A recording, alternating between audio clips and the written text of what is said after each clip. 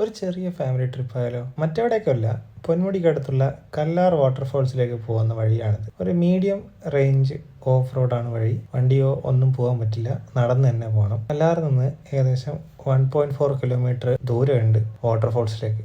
കുട്ടിക്കാലത്ത് ഇലവെച്ച് കളിച്ച ഓർമ്മകളും ഇതിനോടൊപ്പം പുതുക്കാൻ കോഴിക്കോട്ടുകാർക്ക് നമ്മുടെ സ്വന്തം വയനാട് ചുരവും അങ്ങനെയുള്ളൊരു പ്രതീതി ഇവിടെ നിന്ന് കിട്ടും. കറക്റ്റ് കല്ലുകളിലൂടെയൊക്കെയുള്ള ഒരു വഴിയാണ്.